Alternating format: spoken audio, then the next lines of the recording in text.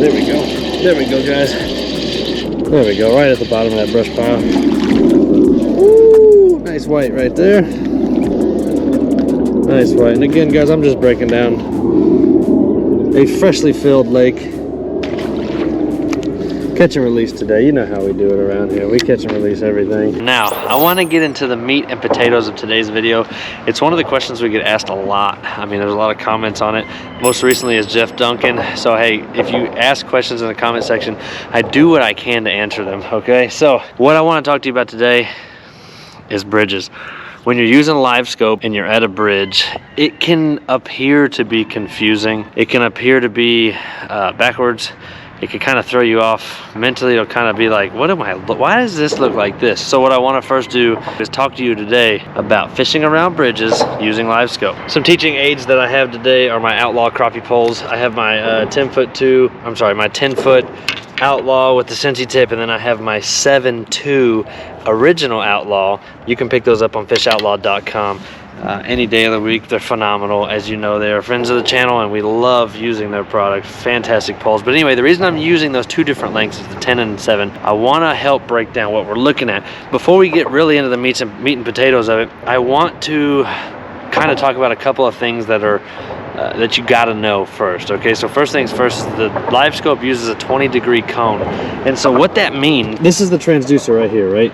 So from the end of this transducer, there's a 20-degree beam that looks like this. Okay, it's this wide, it's 20 degrees. It goes out into what you're looking at. Now it goes this way, so, or this scope is 150 degrees. So again, left to right, 150 degrees with 20 degrees. So what we have here is a bridge, obviously basic bridge here, right? So what I want to first do is show you what it looks like. So I'm going to aim this directly at that pylon. So my transducer is at the bottom of this pole, and this is a Sealite version 2 pole, or version 1 or 2. I'll put it right here. It's made by Sealite, S-E-E-L-I-T-E. Not sponsored or anything, but a lot of y'all ask, so I want to get that out of the way so y'all don't get caught up on that. So first things first, I'm going to point the transducer right at the pylon right there, right? So you can see on our screen right here, we have the bridge pylon right here at 20 feet. So from the end of this pole to right there's the pylon. Now if I turn this just slightly, let's get both in the image here. So we're aiming it just at that pylon. We turn it just slightly, so now what we see is that pole right there, that one right there. We see the base, which is under the water right there, and it goes to that pole, which is right there, right? So this is the first pain point, I think, for a lot of people. And this is all just speculation here, but I think this is the first pain point. And it's that we're taking a 3D real life object, compressing it into a 2D image. Remember, when you set your LiveScope up, this top corner here is going to be your 0, and then everything out, and it goes it by 5, or you can set this, but ours goes by 5 out to whatever you want. If you want to adjust it, you just hit the adjustment down there. If you don't, you want to bring it back in, you just do that. I have mine set to 50 for this video. So keep that part in mind. We're taking a 3D image and laying it completely flat. So if you look at this angle, I'm shining it at both, and you're seeing both. And how you can help see this, I don't know. I mean, I've thought about several ways to show you this, but just think of the LiveScope transducer as a flashlight, and then whatever your object is in front of it is the object receiving the light. So if I have a flashlight right here, so if I turn it on to this pole, you see how the beam is hitting the side of the Sealite mount right there? That's what's happening here. Your LiveScope's projecting a sonar signal, it's hitting that object, and that's what you're reading on the screen. So whatever this transducer is illuminating is hitting the object, and you're seeing it. So all the colored area on your screen, the illuminated area, is where the light from your flashlight is hitting the 3D object. And then what it does is it takes it and it lays it in a flat 2D orientation. So that's why you have this, it's kind of backwards. So you know the pole's right here, it's the closest one to 0. So you have 0, closest pole, turn a little bit, underneath section, and then you have the second pole, which is right there. And so you can see, try to get all this in the same shot here, you can see the whole thing right there. And it's because that 20-degree cone is hitting like this. It's hitting the pylons like this. So this is all illuminated. All of this stuff right here is illuminated. That's why you can see it. And if I push it out, if I push the scope out, look at that behind it. So you have this pole is right here, this pole is in the middle, that pole is in the back. Again, we've taken this 3D image and we've compressed it down, and pay attention to my hand there, we've compressed it onto a 2D image. That way you can see what you're looking at. This is kind of confusing when you first get the LiveScope. I completely understand that. It just takes practice. Just pull up to it, keep the flashlight in mind. Just, you know, if I want to illuminate this screen, right, if I hit at different angles, it's going to illuminate different ways. Well, LiveScope's the same way. Just think of it as a flashlight hitting an object, and that's what's illuminating, is whatever's colored on your screen. Guys, you can set this color to whatever you want. You know, you can make it green, red, emerald. There's a ton of settings for that. If you want me to show you how to do that, I can do that as well. But that's step one, is understanding what a 3D real-life dimensional object is compressed into a 2D image. So now your next question is, well, Cody, how come when I cast next to a pylon or against a pylon, it looks like it's behind the bridge pillar, behind the object I'm fishing at? How come it doesn't fall in front of it? Well, let me throw you on the chest and I'll kind of explain why it appears that way, but it's not actually happening. And that's the luxury of having these long poles. I'm gonna drop a couple jigs down and show you what it means to flip and lay the image down flat.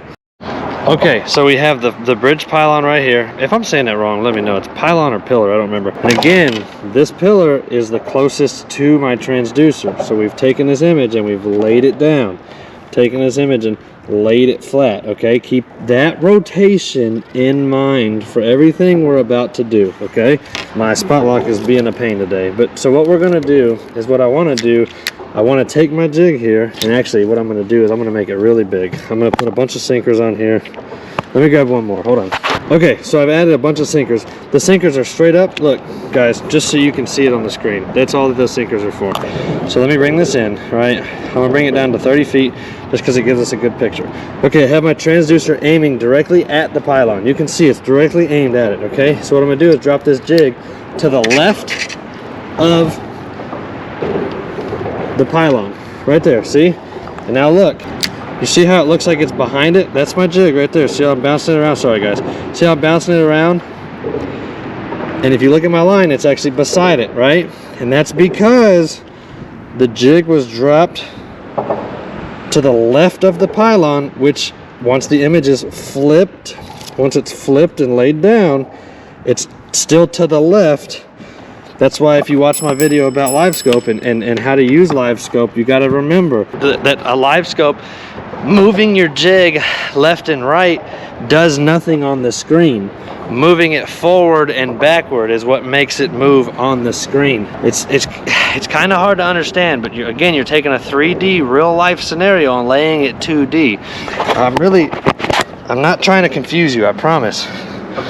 So again, we're going to take, so see, look, my jig is, we're going to drop it right here in front. So I have my jig between the transducer and the pillar, and watch guys, we're going to drop down. It's going straight down, so look where it's at on the screen. See it dancing around right there at 8 feet? See it dancing?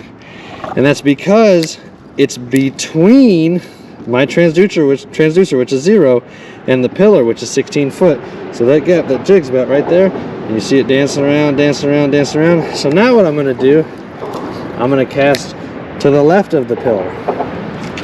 So I cast way over there to the left. I actually need to push this out so you can see it. I cast way to the left, and see how it looks like it's behind the pillar?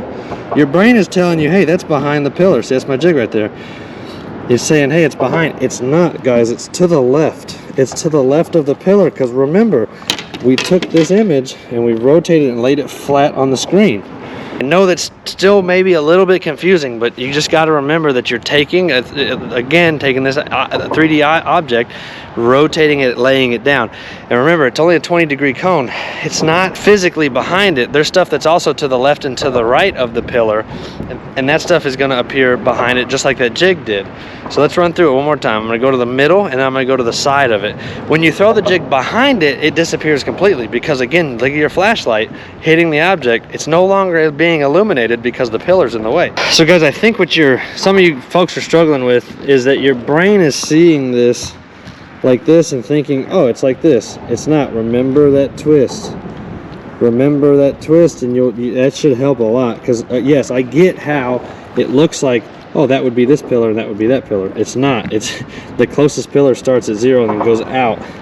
Again, think of the way it's compressing and turning that image. Okay, so let's take, again, let's do a couple of drops here. So we're gonna drop between the transducer and the pillar right here, about 2 feet out.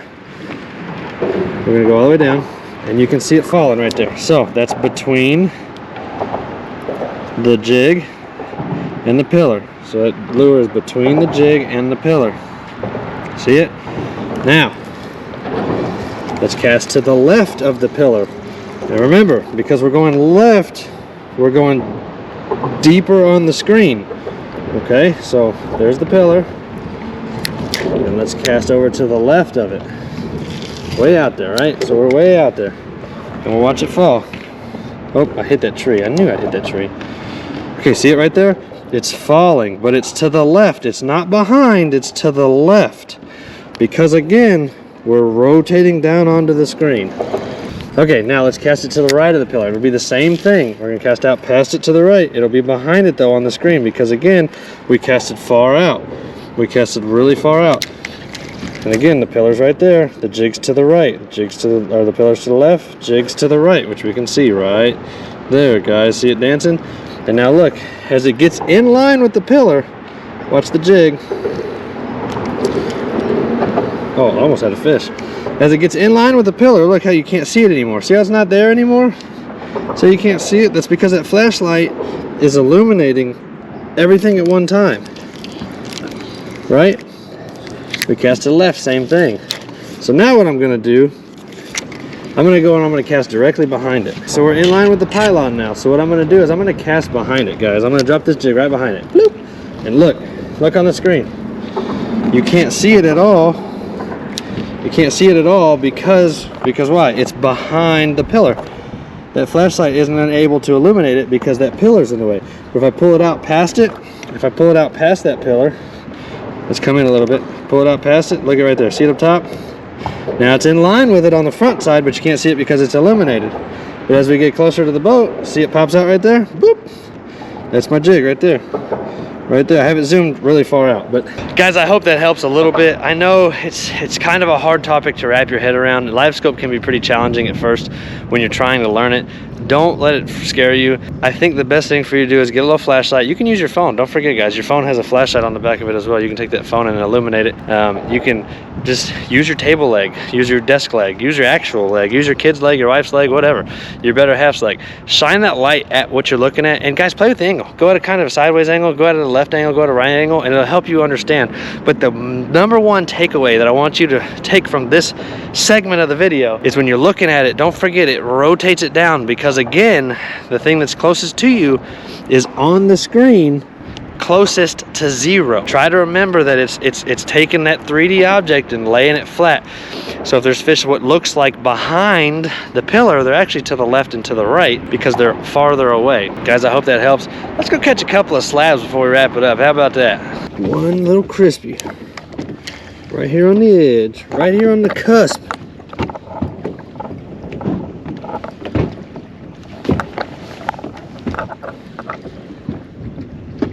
Got him! Woo! Told you it was right on the edge. Oh, it's a dandy, folks. Holy cow, this is a nice fish. Oh yeah. Oh yeah. Sniped his butt right off of the edge, and guys, look at that. Look how deep down his mouth that jig is. He wanted that joker right there. Money milk and green. Boom. Guys, I'm gonna go ahead and wrap the video up on this fish right here. I hope that y'all got a little something out of the bridge section of today's video, guys. I really want y'all to put those tips to practice.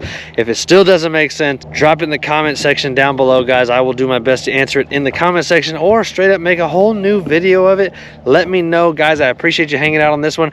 Check this LiveScope video out because it might also help you in learning LiveScope, and we'll catch y'all on the next one. Don't stop the dangle. Peace.